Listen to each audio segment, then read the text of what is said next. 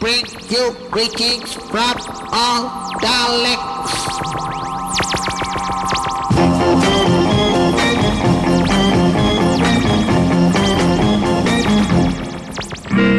I'm gonna spend my Christmas with a Dalek and hug him underneath the mistletoe. And if he's very nice, I'll feed him sugar spice and hang a Christmas stocking from his big left toe. And when we both get up on Christmas morning, I'll kiss him on his chromium-plated head and take him in to say hi to Mum and frighten Daddy out of his bed. Merry Christmas. Merry Christmas. Happy Christmas. Happy Christmas. Merry Christmas. Merry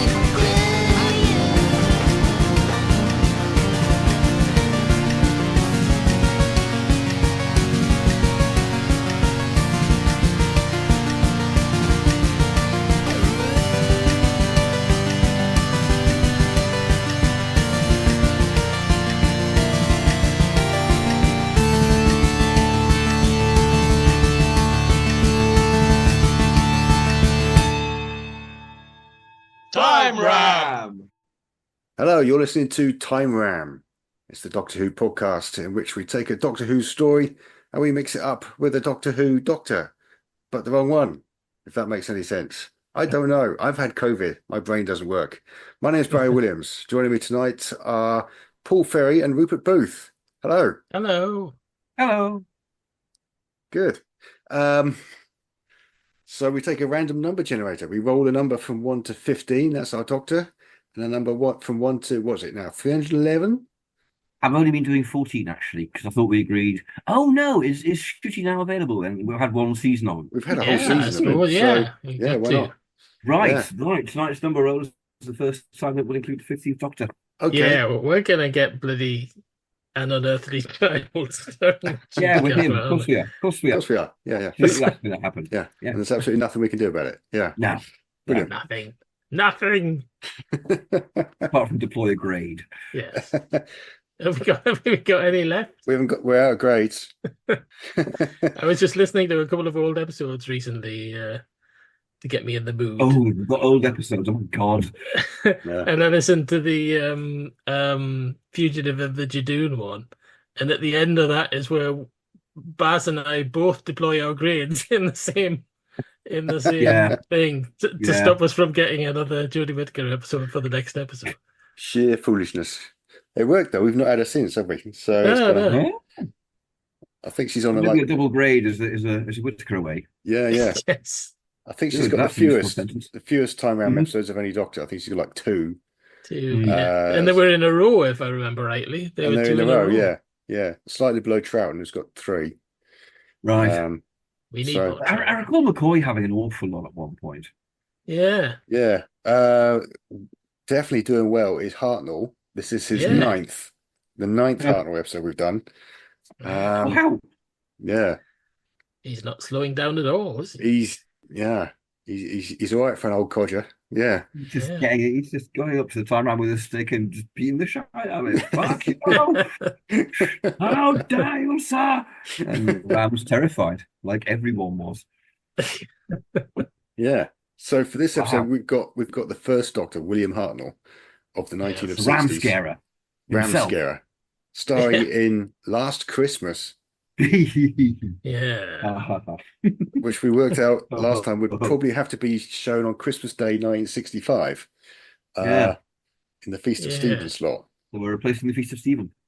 Yeah, I thought so, because what I thought was, I mean, the slot for Dalek Master Plan is problematic because nothing else is big enough to go in that. Yeah. So I'm thinking we need to chop it up, really. So I was thinking that slot should be, if you include the Mission of the Unknown as well, it should be like a 6-parter, then the Christmas episode, then another 6-parter. But it wasn't.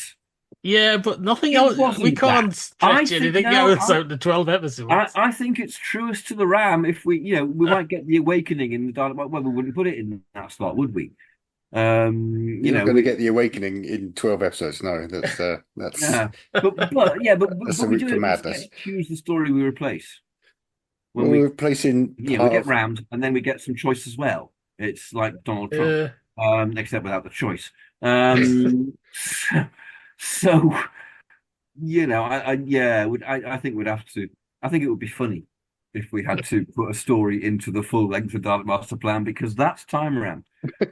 unless we're And it was incredibly one story. All this malarkey about Mission to the Unknown and missing out Feast of Stephen. I'm not down with it. It was one 12 episode fucking massive ridiculous story. Yes, which you're Anyway, now going to have good to put in the today. slot of Castrovalva, which is like 4 episodes. So that's not This isn't the conversation for today, though, is it? We've got no, news yeah, today. no. yeah. I mean, if we're extremely lucky, we might get Trial of a Time Lord. That's it.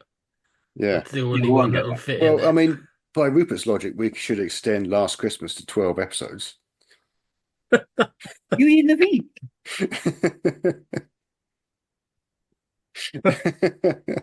Well, only if we put it in the Dalek Master Plan slot. Which it doesn't No, have. I was thinking it does work if we put it in place of Feast of Stephen, even if it's in the middle of something else, because you have in the original you have Clara sort of seeing her boyfriend who's dead, and it Mhm. could be somebody seeing Katerina.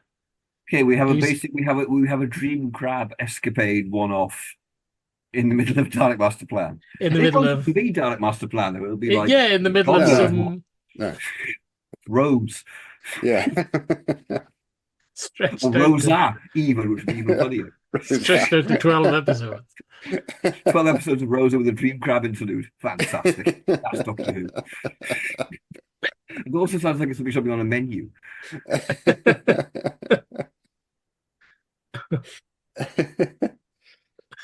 Yeah. So, well, we could make this. We could pull in the kind of the New Year slot as well. Make this a two-parter because cramming it into 25 minutes of Hartnell is going to be challenging. You just cut out Yes. one of the dream sections. You just cut out one of the iterations. They You just have get to out cut the out first most of three the and Yeah. iterations. like, Come on, oh, it was it's a there we go, Hartnell. fantastic. You've Let's got get time back for to our him to. main story. You've got time for him to Yeah. get to the base. That's kind of. He opens the door. Oh, end of story. Yeah. I suppose you'd start on the base. You'd just have them landing there, wouldn't you? I Yeah. know it cuts the whole thing down massively. It's a nicely plotted original story. It actually fills its length perfectly Yeah. well, doesn't it? Well, I mean, it's Moffat. Yeah. It's very professionally put Yeah, together as yeah. It usual. doesn't drag anywhere. It doesn't, it's not padded anywhere. It needs that length, but we haven't got that length. Yeah. So Yeah. This is, I was yeah. thinking it would be a bit episode 1 of the Space Museum, wouldn't it? It would be a bit where they arrive somewhere and they don't know what's going on, sort of thing. Yeah. Um, it's so tempting to have them wandering around a blank set for about half an hour and then suddenly going, oh, it's dream crabs and pulling them off and going back to the story. Like the mind rubber. It's kind of like, okay, we've got nothing except the TARDIS Yeah. and a white void. Yeah. Let's do that. yeah. Yeah. Yeah. Well, that'd be more like for the 60s, I suppose, wouldn't it? Yeah. Yeah. Mm. I mean, the dream crabs are so horrific and terrifying. It astonishes me still that they showed this at like the middle of the afternoon on Christmas Day. Mm. Yeah. Back when the BBC was harder. Yeah, yeah. I mean, they probably only got away with it because we're all drunk. But yeah. What would they have Got away in with the it 'cause they were all 60s? drunk. What would they have in the 60s? I don't think they would have something like covering your entire face. They'd think it was a suffocation risk for little kids. I'm not Yeah. sure they would. Look at the faceless ones. Yeah. I think I do say it's a tricky question, but I do think sometimes conceptually they were more horrific in the 50s and the 60s and the 70s Yeah. than they have been in the new series. This is more body horror, though, isn't it? With the kind of the sucking their brains out and stuff like that. It's quite literally. It's the horror that you see. I mean, you see the things on the faces, but the thing is, I think the association that we all have obviously is the face hugger, which makes it Yeah. more horrific. We haven't got that in 1965. Yeah. Mm. They're just I like, love, could be like just like a dog sitting on your head. I I mean, if it's love made, in, it could be a triple, you know. I love in the original the sheer ballsiness of them actually going, "This is like Alien," isn't it? Yeah, Yeah. yeah. Well, But they're it's just kind of going, "Yeah, let's just cut I to the bet chase Alien with that's what what everybody didn't else invent does." that. I bet Alien didn't invent the thing on the face. I bet that's an Probably old not. trope anyway. well, he Everything. literally lampshades the problem away, doesn't he? He's kind of like, Yeah. oh yeah, right, fine, we're not going to talk about that. Move on. That's the exciting thing. There's nobody in the universe can do what we're doing. Anyway, when are we setting this? I just mean, I'll don't think it just should be whatever. Feast of Stephen. Though. I'm that knackered from meetings all day. I'll Yeah. just go with whatever. All right. I mean, Feast of Stephen gets my vote, so I mean, yeah, Yeah. fine. Yeah. Um, It's got Santa in it. You can't have it not at Christmas. yeah, Just yeah. not You have couldn't Santa have. in it. Well, yeah, You could perfectly easily just not have Santa in it. yeah. And I kind of advocate that. But yeah. Well, you could have a Dalek turning up with a massive beard on. Going, How, how? And a that sort of- Christmas stocking hanging from his big red toe. And a Christmas stocking hanging from his. There you go. Yeah. Canon. Mm-hmm. I don't know where he keeps his big red toe. I've never seen a Inside Dalek. his big red toe container. Mm-hmm. But is it really a toe? Really a container. Yeah. All right. So, shall I do some plot? Yeah. All right. It's just Okay. start, I think. Yeah. Get us out of this conversation. Yeah. Okay. Yeah. Well, it opens at Christmas. Initially speaking, it's Clara, obviously, in the original version, being woken up by Father Christmas and his elves. Though I do notice they call him Santa throughout. I don't know if that's to help out our American friends. For me, it's Father Christmas, but you know. Well, I always called him Santa. I called him Santa. Yeah. Yeah, maybe it's a northern thing. Right. Okay. Yeah. Interesting. Yeah. So yeah, Santa. He's real. Yeah. He's Nick Frost. Right. Yeah. Oh, Saint Nick. Yeah. Peter Butterworth. Yeah. He couldn't play that now. Have you seen the pictures of him now? He's absolutely shed massive amounts of weight. Really? Yeah. Yeah, he looks completely different. Okay. Yeah. Allegedly. So yeah, Clara's not a believer, and then the Doctor shows up and takes off in the TARDIS. So are we using anything from this? Do we need this? Well, it depends if we're doing what Paul said before of doing like a two-parter, or whether we're doing a one-parter. If we're doing a one-parter, we absolutely don't need this. They land there somewhere, you know. It's kind of a bit pointless anyway, because I was never wild about it. I never liked bit, the whole Santa bit, you know. I just kind of wasn't wild about it. Yeah. Well, if you're going to set it at Christmas, you might as well have Santa in it. Yeah. I mean, that is the only reason he's there. Okay. Because it's Christmas. It's called Last Christmas. Winters, though, someone like that. I don't know who's played him. Yeah. Does he serve any clock funk? Yes. Right. They all go for a ride in Santa's sleigh. They're not happy.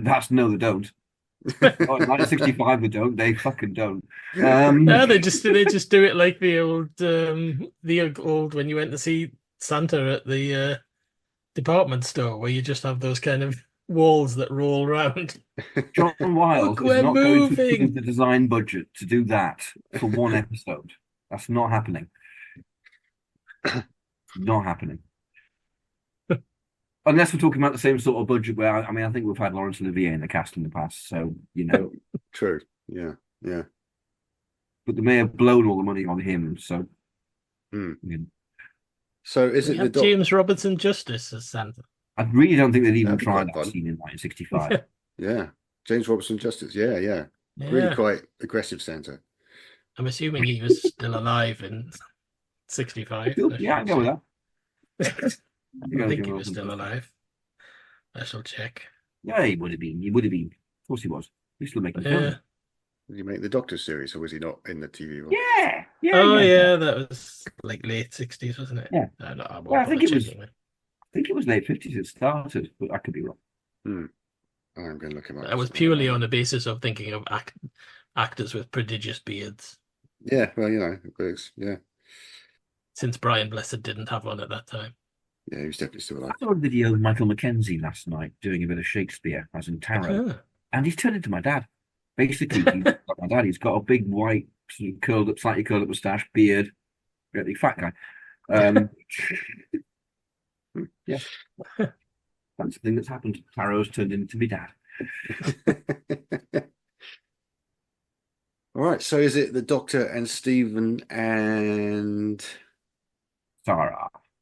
Sarah, yes. Sarah Right, Kingdom. how do you pronounce it? Is it Sarah or Sarah? I'm sure I would have said Sarah. Pronounces it as both in Dalek Master Plan. Yeah, I'm sure it's not consistent in the actual thing. It's not consistent. No. I know. I can picture one bit where he definitely goes Sarah. So yeah. Sarah. What are you? Clear woman. It's a very odd period. She's a secret agent. Maybe she's deliberately kind of obfuscating her name. Yeah. It's a very odd period, isn't it? Where John Wiles kind of sacks Maureen O'Brien, basically. I mean, she finds out in rehearsals from reading the scripts that she's not in it anymore. Yeah. And then we get 3 really short-lived companions with Katerina, then Sarah, and then Anne Chaplet, all of whom apparently die. She's not really a companion. And then Dodo she was going to be the companion. She was going to be, like I said. And then Dodo gets written in the last minute with no background whatsoever. Yeah. Absolute. Dodo, comes with no background, leaves with no background. Yeah. It's not well handled either. I think the girls in general from that period are just treated appallingly. Very badly. Yeah. Possibly apart from Jean Marsh, but I think Jean Marsh kind of only knew she was going to be in for that many episodes. I don't think she was. I think she only wanted to. I think that was on her. I think she only would commit to many. She didn't want to be trapped. But like Pauline Collins later, I'll do that, but I'm not staying on. Because I'm too fucking good. And you do sometimes get the feeling that Peter Purvis is there. I mean, Tosh and Wiles have always been very respectful to him in interviews, but is he there just because he's keeping William Hartnell in check and making sure that the story is actually told per episode when Hartnell's off on one? Yeah. It's funny with Jean Marsh because she's kind of, she's always been classed for years as a companion, but really she's a guest star in that one story. She was quite a name even then. She'd been on American television. The definition of companion's never been worked out, has it? I think back in the day, you had to take a trip in the TARDIS, and be there for more than one story or something like that, which she isn't. But she takes lots of trips in the TARDIS. Yeah, more trips than Katerina. It's just joins the TARDIS 2 team. stories and takes trips in the TARDIS, but she joins the TARDIS team for a few hours and then dies. That's basically it. Dies, and she's incredibly kind of funereal. She comes aboard the TARDIS and instead of going, "Wow, this is fucking amazing," goes, "Yeah, I'm dead. Fine, I'm dead. You're a god. I'm not a dog. You're a god." I just said, "Listen, old man," and so on. And then she does die. Yeah. Kind of like, was she preordaining herself? I don't know what's going on with Katerina. No, I don't think you ever will. No. I'm the clever one. Brain. I'm the clever one. Or brawn. I'm the clever one. Versus brain. You're the potato one. I can't improve at this very moment. Ho-hum, yeah. So, so it's the Doctor, Stephen and Sarah then, who land at the North Pole, supposedly. I'm not quite sure exactly where it is. I assume it's on the kind of the big glacier in the center of Greenland because they're on a massive glacier somewhere. Whereas the actual North Pole's sea ice, you're not really going to put a base on it. But then it's all dream sequence anyway, so who knows? But and of course, this is going to be future North Pole in the Earth year 1986 or something like that. It's going to be that far into the future, into the space future. Stephen. Year 2000, Stephen's not going to believe it's the North Pole because he always doubts everywhere they go. His equivalent of, we were talking about Ian and his kind of museum thing. Stephen's equivalent is the North Pole. Oh, come on, Doctor. Fuck off. Yeah. It's like everywhere they go, he's like, oh, we're not really there. Until you get to the Ark, when Dodo runs out and goes, oh, I'm in Whipsnade Park, and he's the one going, no, you're not. Mate, seriously, you're not. Suddenly he's It's like it's taken that long. Yeah. Maybe Anne Trapper opened his eyes a bit. Maybe. I think she did a few things for him. Yeah. He's really irritable in the Celestial Toymaker as well. I mean, he just wants to punch Wouldn't everyone. you be? Yeah. Yeah. He's not a happy bunny. Nah, you just want to smack everyone and say, shut up, or make sense. One of the two.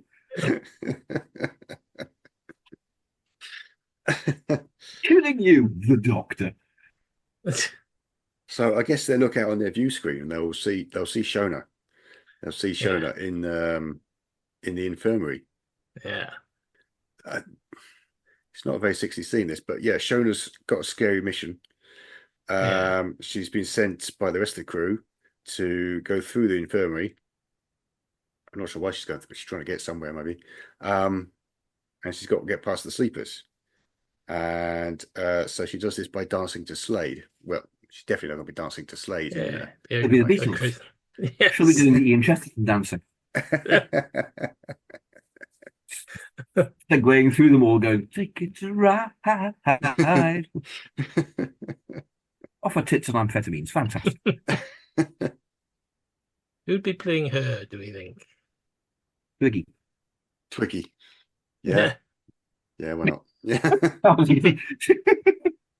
I have to say, I do like that character in the original. I do. Yeah. I think she'd have made a fantastic companion. I was wondering, watching it, whether they were kind of building her up to that, because there was a thing, wasn't there, where Jenna Coleman almost left Right. at the end of this story. Yeah. Apparently she'd said she was going to leave.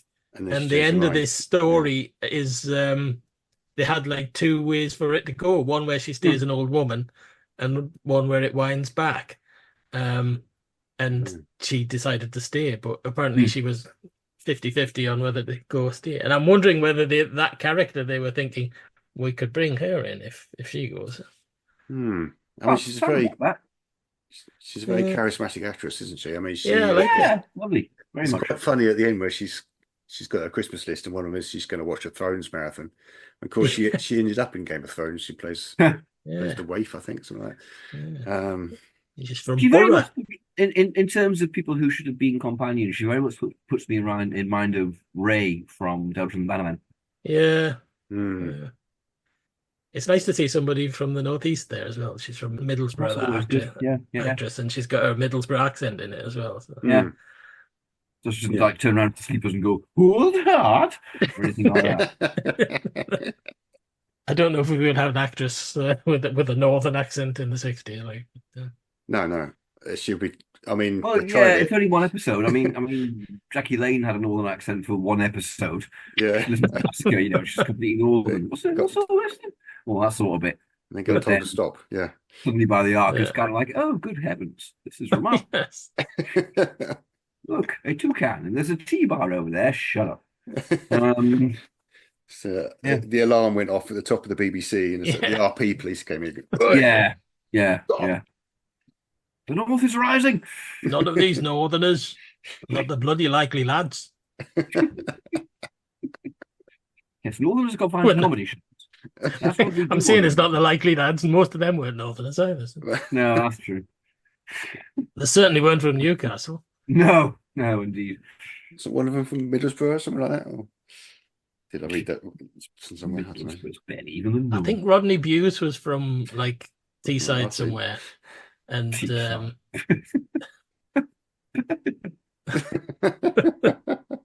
Christian Jordan, cultural appropriation. Down with this sort of thing. In the chocolate box of life, the top layer's already gone. And someone's pinched the orange cream from the bottom. Bloody hell. I've lost my thread. What were we talking about? Totally, yeah. She's still trying to get through the Yeah. Bless her heart. She's been working away at this for a while. This could be an interesting episode. Yeah. So, oh look, right. Let's get that off. Remind me, Okay, the sleepers got the crabs on them. they've got crabs on their faces. They have got crabs on their faces. So, you know what? I'd cut Santa at this stage. I'd have them materializing in this strange kind of hospital-like place.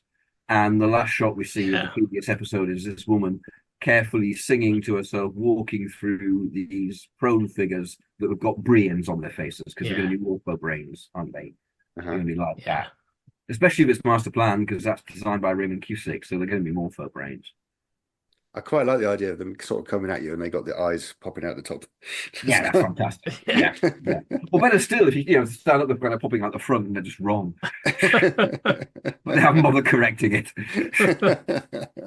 Putting the eyes just... They're quite cute now. Yeah, all right. No, but they'll have the voice of Heron Carvick. They're going to have a voice. Yeah. If we've got 25 minutes, they're going to have to explain their idea very quickly. Actually, structurally, it wouldn't be unlike that, would it? It would be like the Velvet Web. Yeah. You'd have the break of the dream, and then you'd have some people staying in the dream and some people coming out of it, and then you'd have brains in jars. Mm-hmm. And then you smash the brains in jars and you're over. It's actually going to be that, isn't it? Okay, well, thanks for tuning in.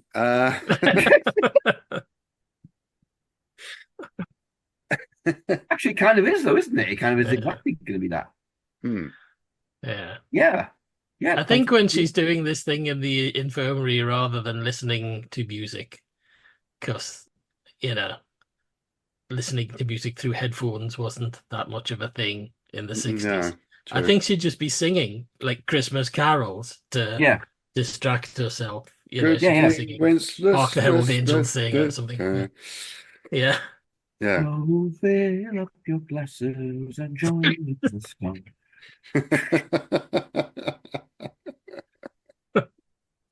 No. I still say it'll be the Beatles.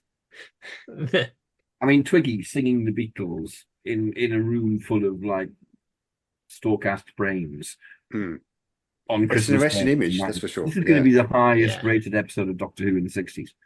Yeah. And in the middle of the Dalek story, though it won't be, because we will get the awakening for Master Plan or something like that. Well, we won't, because we've had the awakening, so it can't be awakening. The King's Demons. King's Demons, that's fine. Yeah, we can go with that. Can't be down Black Orchid. Black Orchid, fuck right. Black Orchid, yeah. Yeah. I used to like Black Orchid back in the day. I used to quite like it, but it's just terrible. I love the thing. I've probably said this before one time around. I may have said it to you, so stop me if I have. But there's an interview with Robert Holmes where he said, it was uncovered recently, last 5 years or so, where he said, I wondered suddenly why we hadn't ever had a story from Terence Dudley. Then I watched one of his called The Black Orchid, and I realised why. It's kind of, wow. Dude, wow. Straight in there, mate.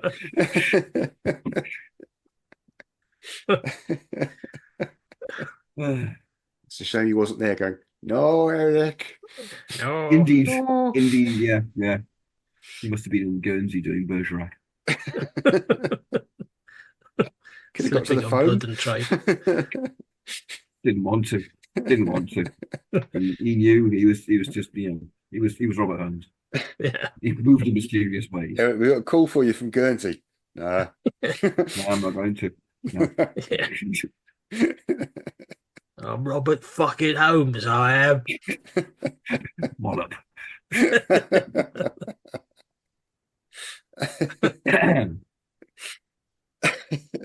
Anyway, yeah, that's Germane.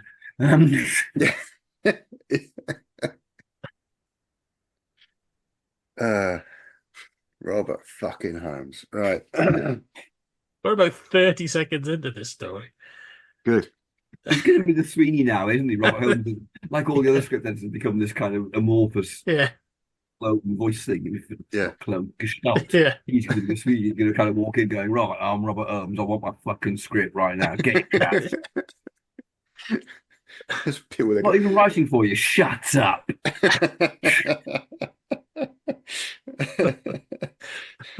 Who's at the door? It's Robert fucking Holmes. Robert Holmes. Oh, shit. Or trying to scramble out the back while he's just battering the door down with a punch on.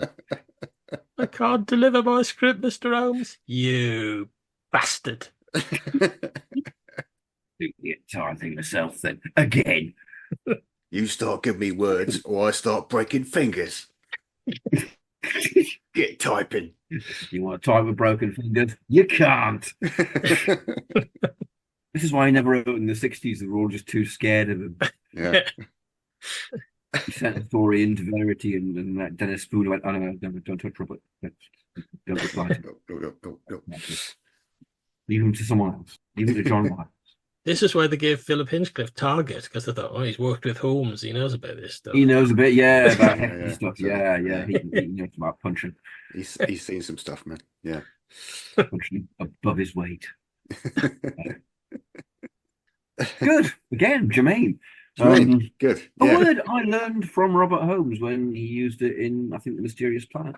Germane. Circumstantially Germane. Circumstantially Germane, my lady. Yeah. Afterwards going, what's Germane? Because I thought it was a woman's name. Yeah. I thought it was Germaine, my lady. You know, Yeah. as Nicholas is called Germaine, and the Valiant was just being like well familiar because they would like Yeah. fucking. It wasn't that. It turned out the Valiant was the Doctor. So how wrong could you be? Yeah, I must have already known that because I don't remember having that reaction. So, yeah, I don't know why I heard it though. Ah. I spent a lot of hours watching ITV. I mean, you know, Well, Yeah. I was intellectually impoverished in that way. yeah, that was your mistake. And then Yeah. you get the next episode by Pip and Jane Baker, and you think, what does that mean? I don't care. Yeah, I don't care. Yeah, indeed. That's exactly the difference. Yeah. You're getting that every 30 seconds. Yeah. Yeah. What? Yeah, it just becomes overload and you just go, boop. Right. So, anyway, let's take our crabs off our faces and emerge from this dream and get back to the plot. Yeah. Okay, good. So they leave the TARDIS in that case. We've left the Yeah. TARDIS, folks. That's a relief. Yeah. Excellent. then- Maybe you're stampeding ahead here. The crew come rushing in. We've got the rest of the Yeah. crew there. I should probably introduce them. There's the leader, who's Ashley, Yeah. or might be a male version in the 60s, so called Ashley. And then there's Ashton.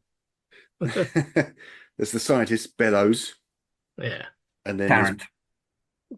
there's Tarrant. Yeah, okay. Terry Nation script. It's Tarrant. Terry Nation script, they're all blokes. Yeah. And then Professor Avon, presumably.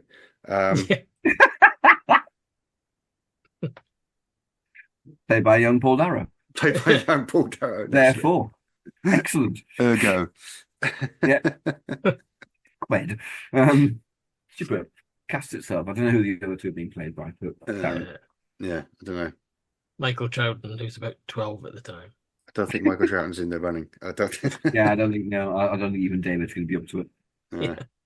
Yeah. Patrick could do it, but he's going to be otherwise engaged shortly. Yes. Yeah. He'd be too busy doing the Viking Queen at this point. Yes. I mean, Ashton. making the film, not literally doing the. Well, I don't know. It's Patrick Troughton. Who knows? Or Jason and the Argonauts. Ashton could be played by that American actor from 10th Planet, Peffler, Robert Beatty. Robert Beatty. Yeah. Well, we should we cast it from the Feast of Stephen? Should it be like Royston Tickner? Ah, okay. Yeah. Or Max Adrian. Max Adrian would be quite fun. Yeah, because he was in the Feast of Stephen. I love Robert Beatty for the fact that everything he's in, he plays it as Robert Beatty. It's exactly the same. I genuinely think his best performance that I've seen is in Blake 7. Yeah. And I think partially it's because, he knows they're shooting on his mouth for a lot of his his dialogue. So he tones it down a bit. Yeah. But he is always Robert Beatty. Yeah, he totally is. Mm-hmm. I mean, it's like this American and Canadian actors in the 60s and 70s in Britain that literally must have just gone from job to job. They mustn't have had any problem getting stuff. Every time they want like an American, even though, like I say, half of them are Canadian, they just go, oh, okay.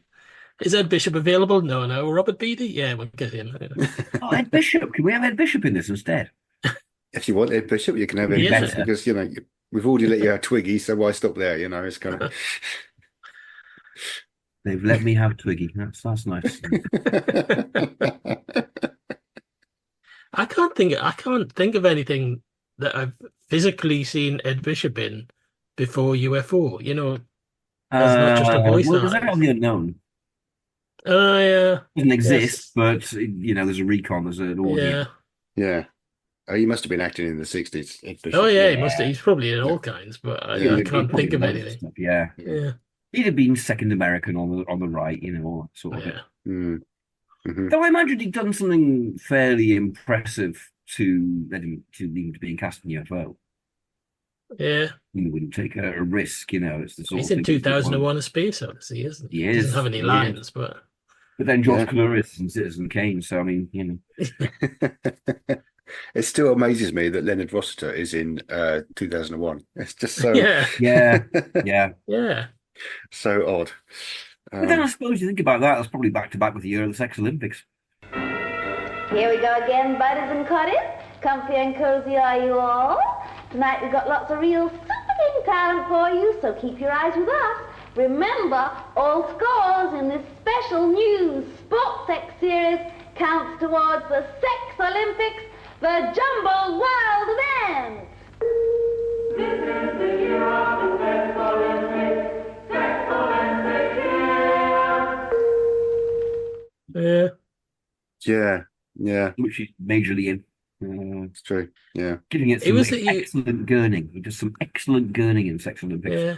Mm-hmm. He was kind of one of those people, though, like Harry H. Corbett, who we think of as a comedy person, but really was just an actor. An actor, yeah. Did lots of things. Yeah, it's true. Yeah. Absolutely.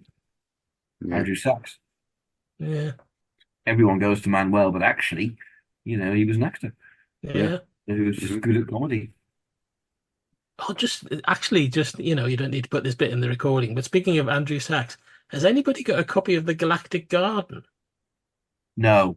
Oh, I would love a copy. I remember that from when it was on. It, yeah. And I've never seen a copy of it anywhere I haven't seen like YouTube or anything. No, indeed.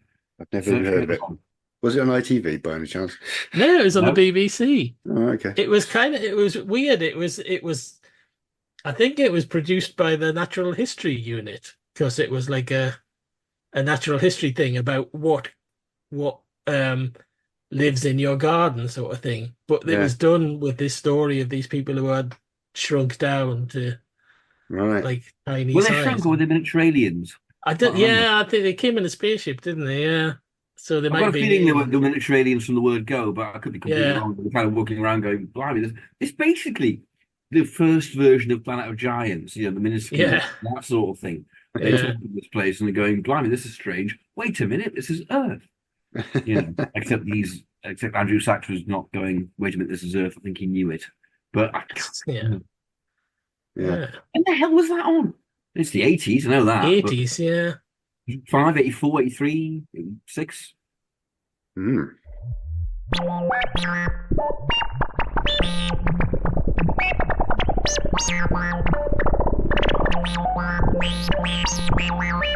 Oh, please be quiet.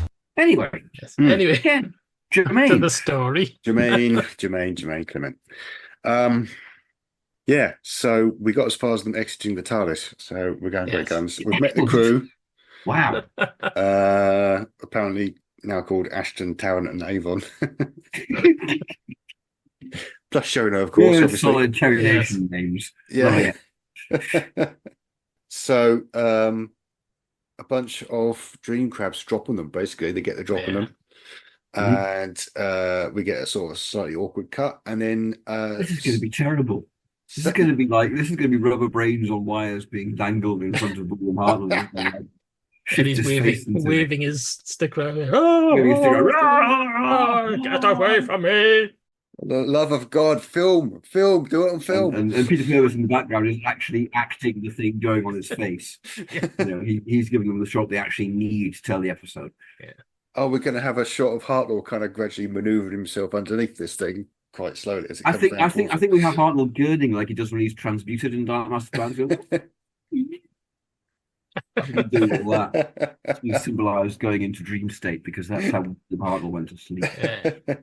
And then it goes for negative, and then we're in a dream world. It goes negative, solarizes a bit, and then we're somewhere else. Yeah. Okay.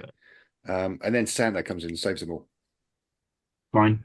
No, I think Katarina's back because she's got like 1 day left on a contract, one shooting day left on a contract. Except that Katarina isn't going to be in the rest of the story around this, is it? Because that's going to be something from the Davison era or whatever the hell. Well, she still kind of gets killed in the beginning. If we get Earthshock leading into this, we can have Katarina in that. That's fine. Yeah, which we won't. I don't mind, but it does mean that we're tied to having a returning companion that we haven't had yet in Time Realm. If you will accept the complications, that's fine by me. I accept the complications. Yeah, I think it's doable. Yeah, it's doable. It's easily doable. Oh, well. Yeah. Fine. As long as someone remembers that isn't me. It's a doable bargain. You're trying to make your life easier. Don't do Time Realm, Yeah, well, there's that. So Katarina turns up. Who's she played by? Who's she played by? She's played by that person that played Adrian Hill. Adrian Hill. Not Bernie Clifton or something then. No. Okay, all right. Well, Bernie Winters. She's only left the week before. We don't have to recast her. That'd be fantastic if she was Bernie Bressel. In a dress. I'm a hard Nigel. I don't know. She foretold that. No, so you have her coming back, and Stephen's taking the Clara part, and he's buying into it, and the Doctor's going, no, she died. Right, yeah, it's not Katarina. So is this Stephen celebrating Christmas? We're going to refer Christmas? to the dead companion. Yeah. They're going to totally do that. Yeah. So they did. So Stephen's celebrating Christmas at the North Pole, and Katarina turns up. Oh, Katarina's there. Right, okay, yeah. He's hoping to really celebrate Christmas. I mean, apparently he knobbed her. Okay. Yes, apparently, yeah. And G Marsh. Be awkward for him if they were both in the same episode, wouldn't it? Yeah. He'd be very distracted. John Wiles would be sitting up in the booth going, "What the fuck's gone wrong with Peter Purvis this week?" Hartnell's missed his line, and Peter Purvis hasn't covered his 10 lines. I mean, come on. So is every actress that Peter Purvis knobbed was sacked then, right?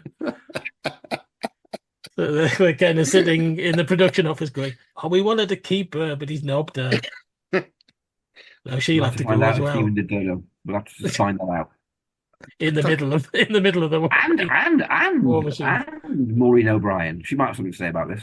Yeah, I'm not aware that he knobbed Maureen O'Brien. So I don't believe he knobbed Maureen O'Brien. Not as far as No. I think Maureen O'Brien was quite loyal to her husband. Yeah. I don't know. I mean, after having a rubber brain on your face, it'll send you for a bit. You'll go a bit. Hey, I'll do anything. I mean, Peter Purvis was married at the time. He was, Yeah. It's not very edifying. No. So anyway, but actors are always known for their complete loyalty to their partners. I read his autobiography, Peter Purvis' autobiography, and despite all these people that he's knobbed, it's quite boring. It's not very interesting. And I got to the end of it. Really? I got to the end of it. Well, I read it about 15 years ago, mind you, so. I got to the end of it liking Peter Purvis slightly less than I had going in, which is Is that Here's What I Made Earlier, that one? Yeah. I've got that. I've never read it. It does shatter all the Blue Peter. It does shatter that image. Yeah, it does. It does. Yeah. That was never going to be real anyway, was it? Yeah. It's a lot of it's about knobbing. A lot of it is about I had a Singleton. Yeah. Should he not have called it Here's What I Knobbed Earlier? Bosh, as it were. Yes. So yes. Have we got them any further out of the TARDIS yet, or are they still hanging around the doorway? Okay, so yeah, they've left the TARDIS.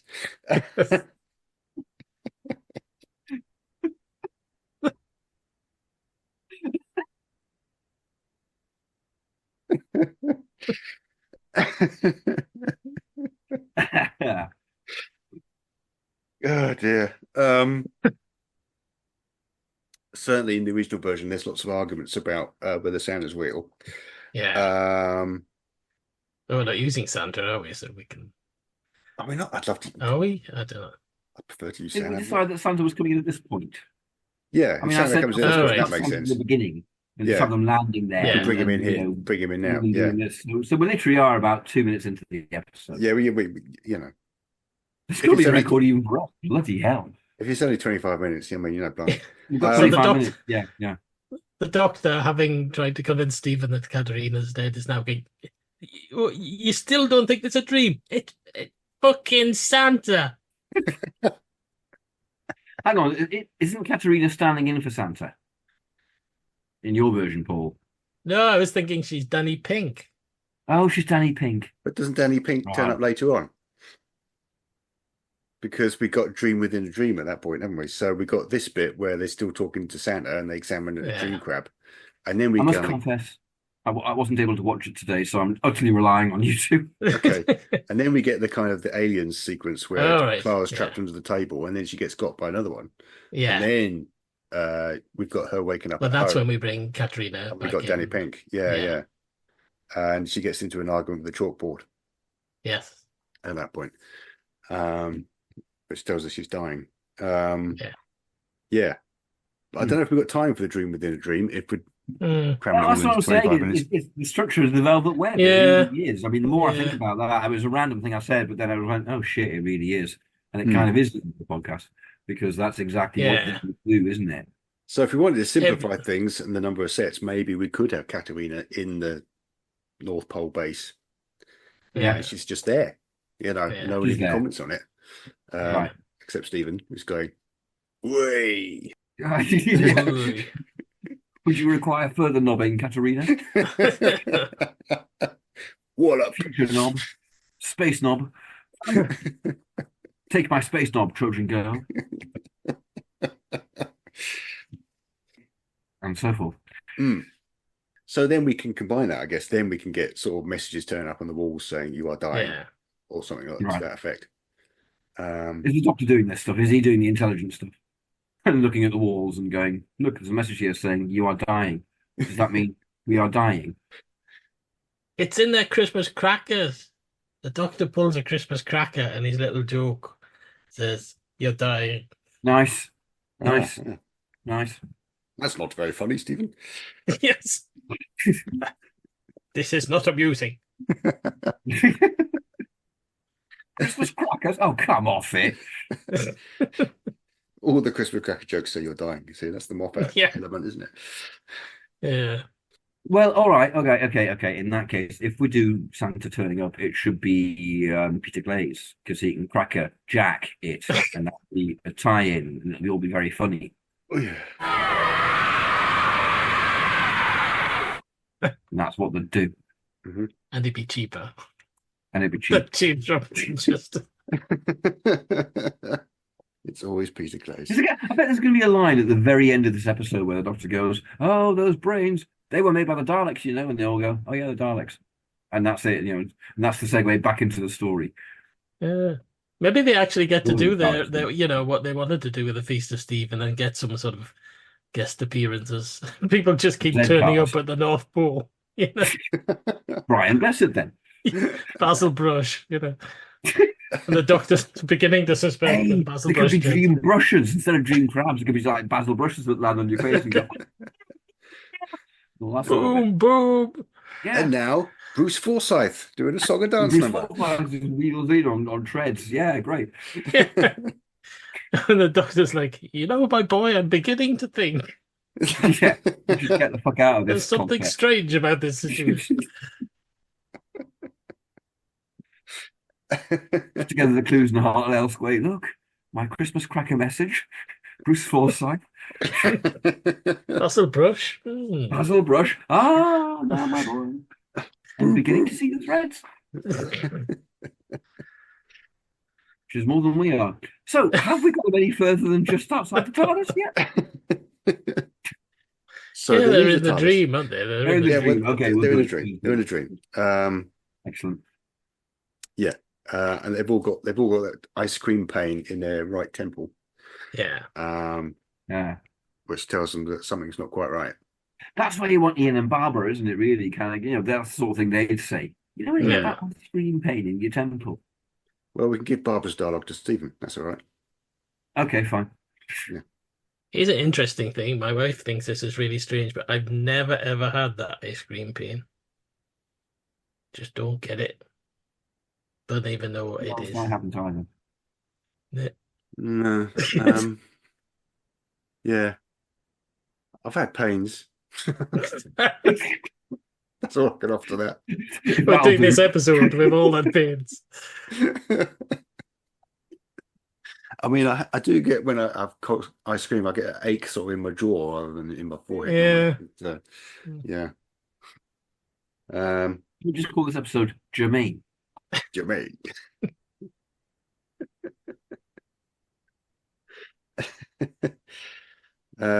It's a bit difficult, isn't it? We've chucked out most of the plot.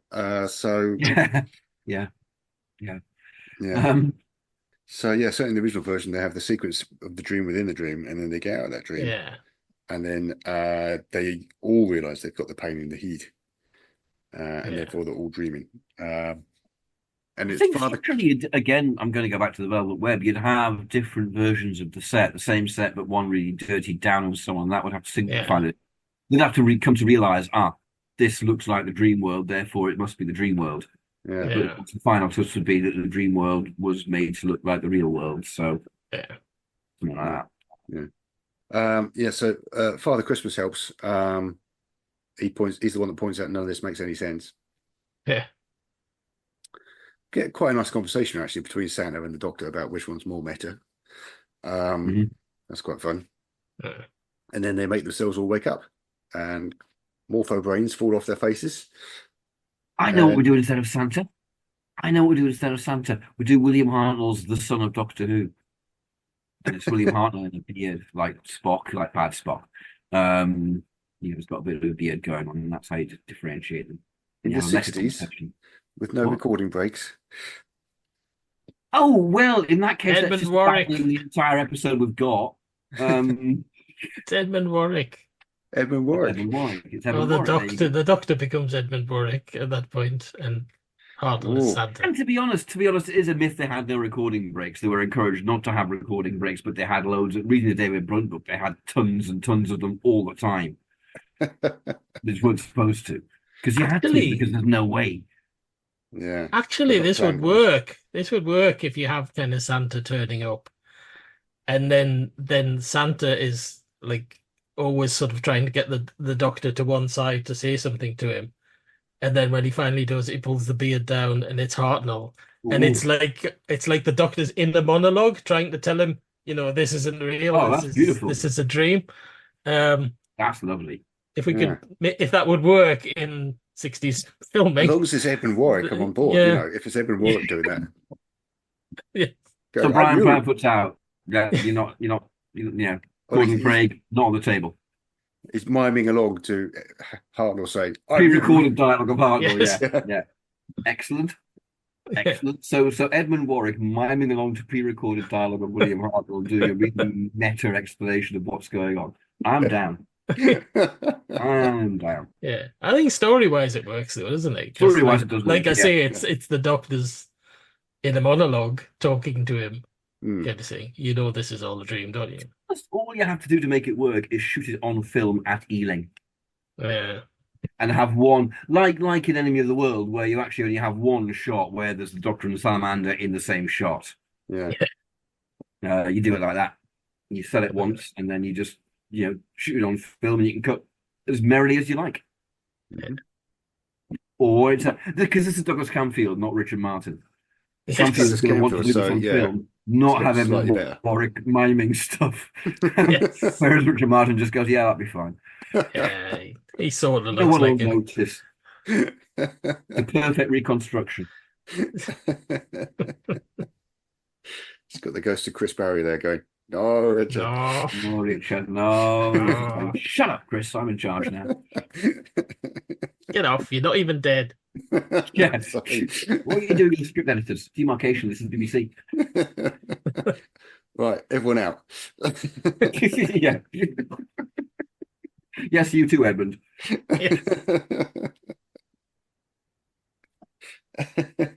And you, Brian Proudfoot. Oh, I can just see Brian. He was waiting for his one line. His face goes. Out he goes. And that's him. Just a Never cue in of Doctor Who again. all the Hartnell doubles. They're just all there. Yeah. Sad sort of whistling music.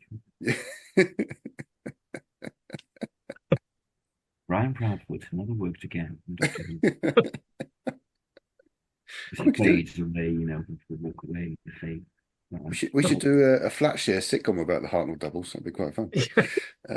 We should probably focus on this episode. What we Yes. probably should do. File of drugs left outside the TARDIS, remember? Yes, what about them? It's possible that they may have been anti-radiation gloves. No, impossible in this temperature. Besides, it's too warm. Yes, and if you'd had your shoes on, my boy, you could have lent her hers. I can't improve at this very moment.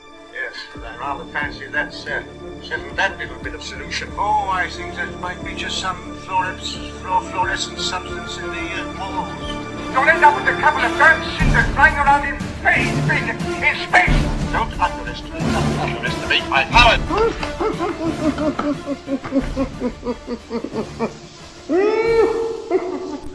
Okay. All right then. Well, the crabs fall off their faces and they all wake up. It's Yeah. all been a dream. Right. They're there in the base, obviously. Mhm. And they get out of the infirmary and everybody's fine. Yeah. Excellent. So yeah, the Doctor, Stephen, and Katerina get ready to leave. Yeah. Oh, yeah. And then the sort of penny drops. Hang on, Katerina's dead. Like she's dead. They're still dreaming. Ugh. Mhm. Mhm. Ugh, what are you going to That do? would mean we're still dreaming. Oh, come on. Come on, Doctor. mate. Don't you see, my boy? You still got that pain in your head. Yes, but that's from all the knobbing. Stephen Taylor's knobbing pain, alternative title. Gets a pain in his head. Wow. Hey, It's It's from Peter the veins throbbing. When he gets his too much mojo on. throbbing from so much knobbing. Knobbing, throbbing, yeah. Oh, It's not so knob many unusable titles. Great. Okay. Excellent. This is the joy of Time Ram, how we get from Last Christmas to Stephen Taylor's knob throb. I was thinking the other day, you know, it'd be fun to kind of go through all the old episodes of Time Ram and just make a collection, either for Patreon or just for our own entertainment, called Time Ram Pure Filth. It's just That would just be most of it, wouldn't it? Yeah. all, It'd be all the hours and hours. filthiest bits. You know, we start with Ace's emergency shaft and we move on. That was the gateway for many Who fans.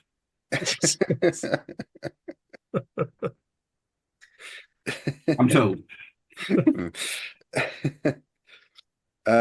Yeah, so yeah, they're all still dreaming. The sleepers that are in the beds in the infirmary is actually them. It's the Mhm. Yeah. the crew. And that's your Space Museum bit, isn't it, Paul? Yeah. Yeah. Yeah. So they're all actually home in bed. Yeah. So we get the scene which they're not going to do, which is where Professor Avon is sucked through the video screen by himself. You betrayed me. Karen doesn't understand why he's even here. Tarrant is a cipher. So yeah, Yes. something happens to him. I don't know what. What, Avon? Avon, yeah. He just Actually, explodes with his own magnificence. Or he gets clobbered and just goes, oh. And just a pirouette to the floor. Of course, of course. I just say Michael Troughton is kind of wasted in this role, isn't he?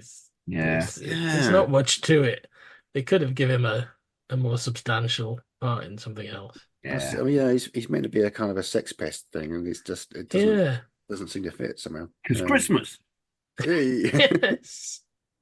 This episode kind of plays lip service to Christmas. Yes. Yeah. So we didn't have to put it in the Feast of Stephen slot at all, did we? Well, it's got Santa in it. Got Santa in it, so I don't know what you're going to do otherwise. Yeah, like the Feast of Stephen has. Yeah, exactly like the Feast of Stephen has. Exactly. Uh-huh. That's what I'm saying. Right. Exactly. Okay. So they all went outside. Basically, they went out in the snow. Yeah. And then they do a call back to Ghostbusters from 1986, saying, "Who are you going to call?" Really good. Yes. And they call Santa. Yeah. But Santa's the Doctor, isn't he? Yeah. Yeah. Well, okay. Our version. Well, certainly in the original version, this is where they ride off on Santa's sleigh. Yeah. And one by one, they all wake up Santa at home. was the Doctor all along. Well, so Santa turns up. This is where he reveals himself as being the Doctor, and this is the consciousness of the real Doctor breaking through and trying to reach them all. To be fair, we've not got time. All the way through the episode. Yeah. We've not got time for the rest of this stuff. If you want to cram it into 25 minutes, then you literally do not have time. No. The second half of the plot. So the real Doctor breaks in at this point. Yeah. Okay. Just to Santa for reasons. Santa reveals himself to be the Doctor, and Edmund Warwick Doctor disappears because he falls down a hill and all his illusion. Yes, according to Robert Holmes. Yeah, springs. Sorry, it's springs. Always springs for that. Yeah, and that's probably what would happen. Actually, he'd be revealed as being a kind of robot dummy. Yeah. Actually, I'll tell you what this is. This is also combined with the Haunted House episode of The Chase, isn't it? Where you've got Dracula and Frankenstein. There's no explanation. Yeah. They just turn and then eventually get the whole thing. This should end with the TARDIS materializing. It just kind of goes, yeah, this is the Festival of Ghana. Because really, really weird shit apparently goes on in the Festival of Ghana. Yes. It's just a place where you don't go. And that means anything in future we can't explain yet. Festival of Ghana.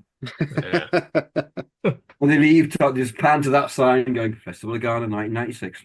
There you go. You think this makes no sense?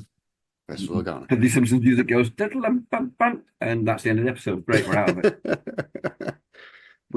Festival of Ghana. We should have a moment where Katerina realizes she's not real and then helps them and says, "You've got to wake up, Stephen. Yeah. I'm not here anymore." Yeah. So she slaps in him that cheerful Christmassy violently. way. Yeah. I mean, particularly if she's in the Danny Pink role, but yeah, she can do it at the end. And kind of presumably Stephen just kind of goes, "Well, if you let me knob you, then that will convince." Because I'm sure I know the difference between a bit of morning wood and the real person. Yeah. Well, this must be a dream. This must be a dream, because if it was real, you'd definitely let me knob you. Or maybe Katerina didn't let him knob her because she was like, pure. Okay. So she lets him. This one's up for it. She lets him. Stephen goes, wait a minute. Mid-nobbing, he just kind of understands, and then he wakes up, and the Doctor takes his beard off and goes, "That was me all along." He's been knobbing for like a good 5 minutes. He's like, "Hang on, I fooled them." Yeah. I'm not sure. Merry Christmas to you all at home. I'm not sure Doctor Who's going to be doing this in 1965 or ever. I'm not sure Doctor Who's going to be doing anything we've said in 1965. Why stop now? Well, I quite like them giving Katerina a little moment of heroism at the end there, which well, that helps them get out of it. And then her presumably second they wake up. death. Yeah, exactly. Yeah, and then they wake up with Sarah on the TARDIS floor, presumably. Yeah, right. Not knobbing. Not knobbing. No. On the floor. And are the crabs there? The crabs are dissolving. They've dissolved. No, dissolving crabs. Good. Fine. That's quite difficult, isn't it? Are we having crabs? Are we having crabs or morpho brains? We're having morpho brains. Morpho brains. Yeah. But no, it wouldn't be. You just pour acetonol and fine. You do it Ealing, not a problem. Yeah, you just get that kind of bubbling stuff. Kind Yeah. They'd be wearing them like a hat, though, wouldn't they? They would be kind of more like a hat. Yes. Yeah, a bit like Neil Innes's duck head. He I just now kinda want sat on to the make a top. morpho brain hat. I really want to do that. I've actually got the materials around me to do it. There you go. Yeah. It'd be a fashion sensation. Well, no, but it'll amuse me. So that'll do. Yeah. And then get back to the main story, whatever Yeah. it is. Whatever Yeah. that is. Yeah. Yeah. King's Demons. Right. Get back to that. Yeah. That was a chronic mess. Really, that was chronic. Well, it was perfect Christmas material then, because they're always a mess. Yes, absolutely. Oh, yeah. I didn't say it was bad. Well, I mean, we still have the bit at the end of the story where they say, well, it was Christmas at the North Pole there, Doctor. Oh, Maybe we should have a He turns drink. around and goes, "Fuck off." Listen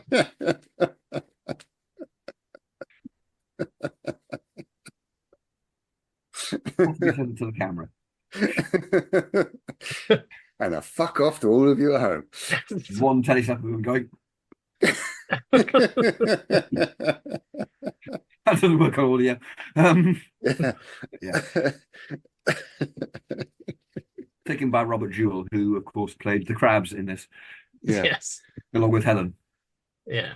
Yeah. Doctor Who magazine have to sort of print that picture of Hartnell giving the screen the middle finger. Just yeah.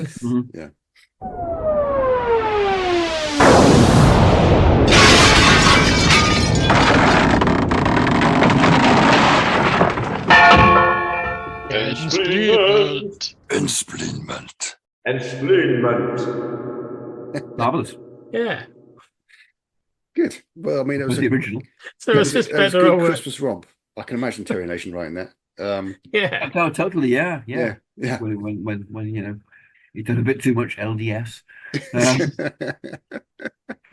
drunk on the success of the Daleks. Yeah.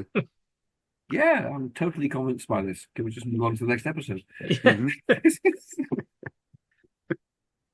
Terry Nation gets a call for Robert Holmes going, "Oi, Nation, what were you thinking? Get your trousers on. Get to that typewriter. Come on, boy. Same fucking story 3 times? What's wrong with that?" Okay, so including shooting Gatwa for the first time. Hang on. Do we need to talk about whether this one was better or worse than the original? I did. It was worse. I did my bit. I said I think about Evidently, it was worse. Well, it was a Stephen Yeah, Moffat, of course it was therefore it was worse. Yeah. Of course, it was worse. Yeah, because everything he writes is very specific, I would say, to when he writes. Yeah. Very specific. Very specific. Yes. Yeah. Okay.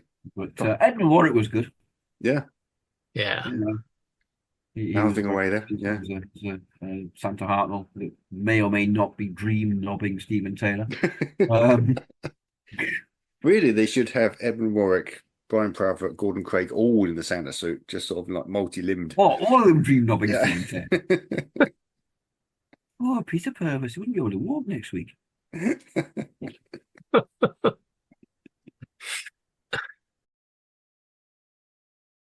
Okay, so we better roll those numbers. Indeed, I'll just do the numbers. And it's Patrick Troughton. Hey! Hey! We haven't had Patrick I Troughton. think Sleep No More was the last Troughton we had. Yeah, wasn't it? and that was like Really episode good 19 or something. It's been over 50 episodes since we had, like 2 years since we had a Troughton. Wow. Yeah, it's mental. Like the existence of his episodes, you can get one once in a while. Yeah. Yeah. Okay, and story 235. 235? 235. Yes, interesting. Right, okay. Mm. As we go into the thing. It's quite a late one, Matt Smith. obviously. Oh, that'd be great. What Okay. about 235 is... Yeah, Smith, isn't it? Yeah. Matt Smith, I think. Yeah, you're right. Okay, right. It is Hyde. Oh. Hyde. Hyde. Mm. Yeah. Hyde. It's not the one with the weird kind of. The weird sort of haunted house kind of Yeah. one with Weird. Douglas Scott. Yeah. Yeah. You can totally see that. Yeah. Yeah. So a good old creature feature with Patrick Troughton. Season 5. Yes. Thinking so, yeah. Once a season time, yeah. Yeah.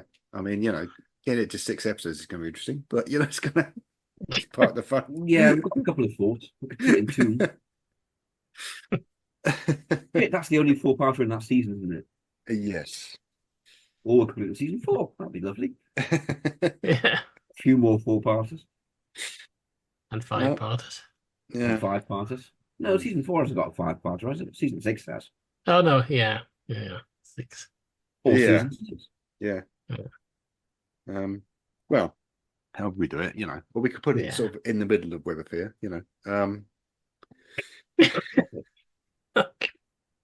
We've had the one off. That's it. And don't wave K9 Company at me, or I'm putting Edward Warwick in it as K9. Good. Okay. Well, I look forward to that then.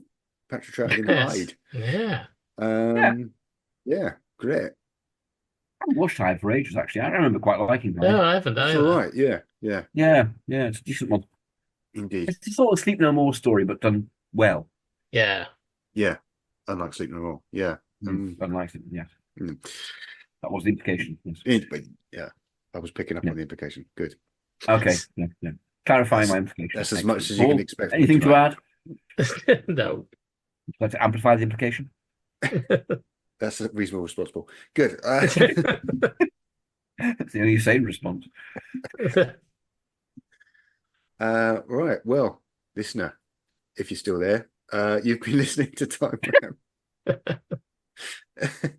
Admire your patience, listener. Really admire your patience. I mean, sticking with it. Well done. Good on you. Good on you. You're a good person. You're a good person. When you go to your grave, you'll know you've done something good with your life. Yeah. So showing some sympathy to some senior old gents. Yeah. I thought they'd record a podcast. Tarnishing the reputation of Peter Purvis, terrible. Yes. Well, not really. I mean, he did that. Yeah, all we did was make it worse. Vastly worse. So, thanks for being there. My name is Barry Williams, and I've been here tonight with Rupert Booth and Paul Ferry. Thank you, gentlemen. Bye. He looks tired. Should also thank Benjamin Jones for providing our music. Don't you think he looks tired? Hey? I'm just going to say, don't you think he looks tired again and again? Oh, but okay. You'd be right. Indeed. If you want to support the podcast, we've got our own site on Patreon. We can get access to all kinds of additional content, assuming that's because we've just made such a great advert for it. Yes. Based on this, I can't see why you would, but it's there. But that's why you're better than us, listener. Yeah. You're a better person. You're a better person. Yeah. Another way to support the show is to kind of spread the message, get it out there, tell people on the street, tell people on Twitter or other places, tell people on your podcast service. Just get the message out there. Is the street a good idea necessarily? If you're out there in your morpho brain hat talking to people on the street about how you listen to Time Ram, I'm all for it. Go for it. Just stay safe, folks. Stay safe out there. Yeah, stay safe. Yeah. Don't get shot in America. Yeah. And don't get knobbed by Peter Purvis if you're in England. Indeed. Don't get knobbed. And don't get shot by Peter Purvis in any scenario. No. Or knobbed by America. We're also out there. We're on the internet, believe it or not. We're on the social medias. We're on the website formerly known as Twitter, and you can probably find us using the hashtag TimeRam. But I'm on there as @BazTimeRam. Rupert is @Rupert Booth, and Paul is @Paul38. Me and Paul can also be found on Tumblr. There's a page on Facebook. We've got our own website, timeram.com. There's all these places. Check them out. There's some great stuff. Yeah, why aren't you? Do it now. Do it now. Yeah. Get to the chopper. Get to the computer. Check it out. They're on the computer. They're listening to the podcast. They're probably on the computer. Oh, they could be on devices. I don't know. I don't know. I'm behind the times. Yeah. There are devices that talk to the internet these days. Hello. Yes. So that's it, really. Yeah, it'd be what was that thing we mentioned once? Brain pod, skull pods. What was it? Skull Something pods? we're talking about one. Skullcast. That was it. Skullcast. Right, yeah. Skullcast. Beamed directly into your brain. Yeah, get a Skullcast. My brain's not working. No, me neither. No one's brain's working tonight. No. That's why it's been such complete chaos, but hopefully fun chaos. That's the best we can bring to the world. Yeah, fun not guaranteed. But yeah, thanks. We'll see you next time. Bye. Again. Good.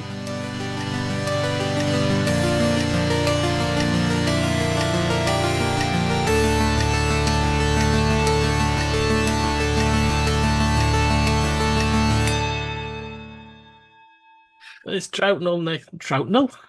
Who the hell's Troutnell? Troutnell. It's Trouton next time. It's getting Troutnell. Troutnell. Direction point! Direction point! A Doctor Who podcast network.